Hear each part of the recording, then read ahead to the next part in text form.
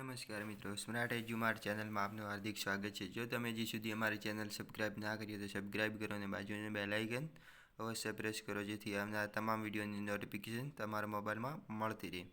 આજે આપણે વાત કરીશું સરકારી કર્મચારી અંગેની મોંઘવારી ભથ્થાને લઈને, જે નીતિન પટેલ દ્વારા એક મોટી જાહેરાત કરવામાં આવી છે, જે દિવાળી પહેલાં સરકારી કર્મચારીને સારું એવું વેતન અને અન્ય ભથ્થું આપવાનો નિર્ણય લેવામાં આવ્યો છે, જે આપણે આ વિડીયોમાં ચર્ચા કરીશું। જેથી તમામ મિત્રો સાથે આ વિડીયોને શેર કરજો અને સંપૂર્ણ વિડીયો જોવા વિનંતી।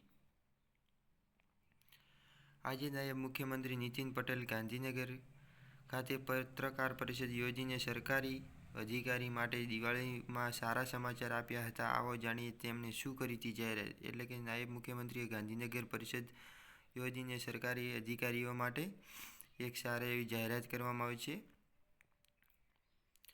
સરકારી કર્મચારીઓને મળશે બોનસ, એટલે કે કર્મચારીઓને બોનસ મળશે।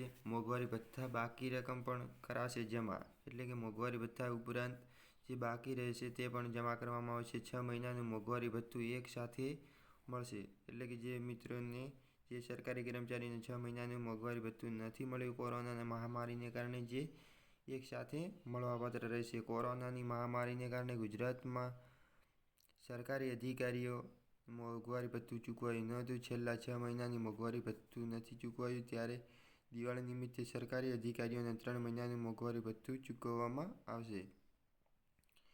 એટલે કે છેલ્લા 6 મહિનાનું મોંઘવારી ભથ્થું નથી ચૂકવાયું, જ્યારે દિવાળી નિમિત્તે સરકારી કર્મચારીઓને 3 મહિનાનું મોંઘવારી ભથ્થું ચૂકવવામાં આવશે।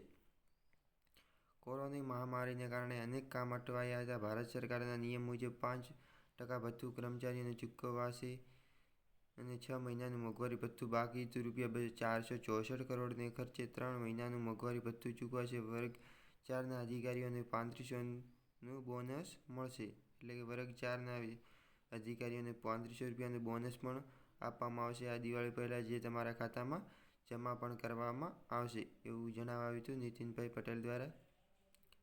બસ મિત્રો, આ વિડીયોમાં આટલું જ। જો તમને વિડીયો પસંદ આવે તો લાઇક, શેર અને સબસ્ક્રાઇબ કરી લેજો અને બાજુની બેલ આઇકન અવશ્ય પ્રેસ કરજો, જેથી તમને આવનાર વિડીયો મળતા રહેશે।